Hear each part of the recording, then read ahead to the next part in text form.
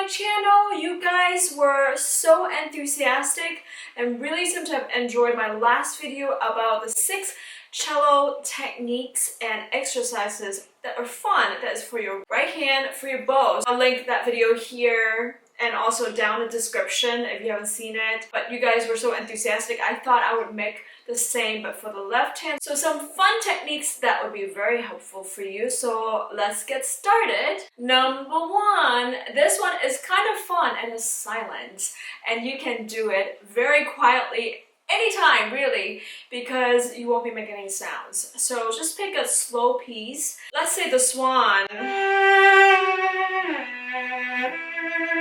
We always have to have continuous vibrato.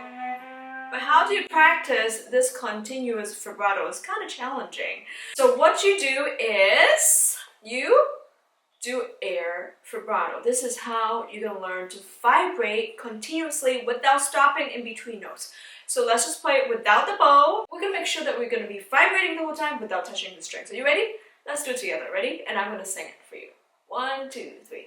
Da dee da dee da da dee. Your hand never stops moving. La la la la la la la la la dee. So the idea is I can do whatever I want to with my left hand's finger. You see, I can even go like this, but this is still moving up and down like this, with your thumb slightly touching the background. Now, if you want to learn more about vibrato, make sure you check it out. I have a video just on that. Number 2, this is where your hand is trained to come down together from really high, because what happens to a lot of cellists is that when they go 1 and 3, they lift their middle finger, or when they go from 1 to 4, they lift their second and third fingers, and that's actually not great on a cello because you really need those fingers to come down together because it needs that for the support. So this is what I suggest. Lift your fingers really high and do 1, 3, 1, 3, 1, 3. I call them twins because they come down together. 1, 3, 1, 3, 1, 3. And these are triplets, so do 1, 4, 1, 4. Lift really, really high and come down together like that. You can also try 2 and 4. Lift them up, come down like that. 2, 4, 2, 4, 2, 4. These exercises are really great. Not only does it train your fingers to come down together, which they should, and also it helps strengthen this muscle right here. It's kind of like push up for the cello, push up for their fingers, left hand fingers. So this is strength training, really, really excellent. Try it out. Let me know how it goes. Number 3, this I always talk about, and actually I play it so much on my Instagram. And in case you want to follow me on Instagram, it's Cellist Wendy Law right here. Anyway, this I do for warm-up and also really helps with the agility of your left hand. It's from Cossman. I highly recommend that you try this out.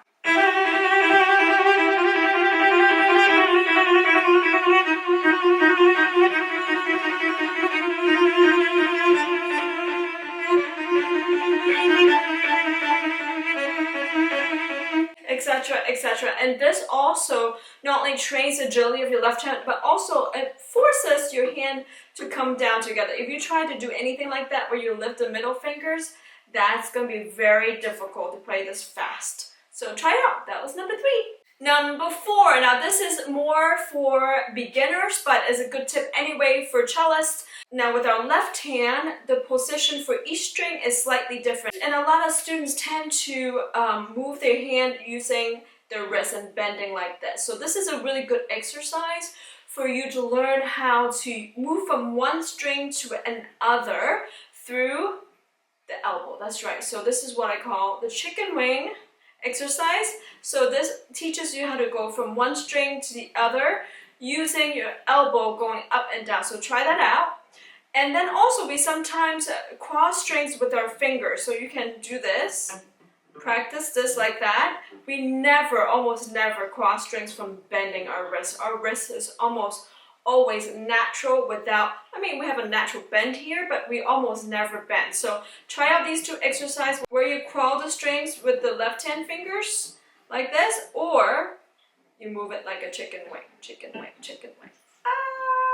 Number 5.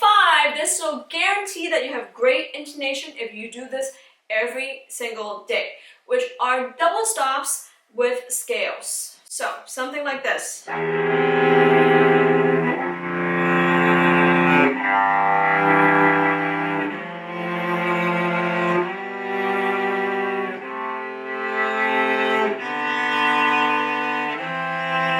then a different key.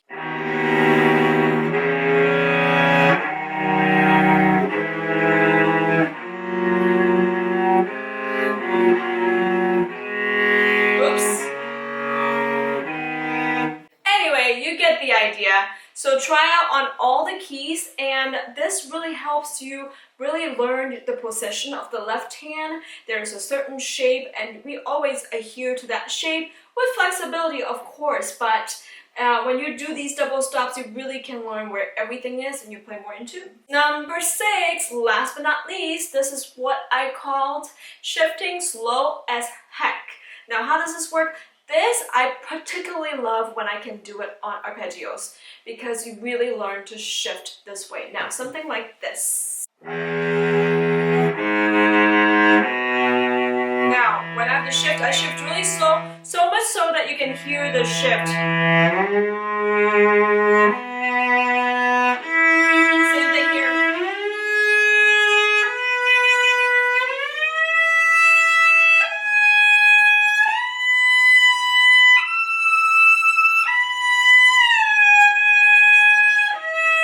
The idea is for you to learn where everything is, and that you can slow it down so that you can really hear where you're going in terms of your intonation, and really learn how far you need to shift to. Sometimes it's not as far as you think, so you listen very, very carefully. So those are some exercises. I hope you found this helpful. If you did, don't forget to subscribe and give this a like. It really helps me out with the algorithm, and share this video with friends who might find this helpful. And don't forget to check out my other videos, which are linked right here, and down below. And thank you so much for watching, and I'll see you next time. Bye!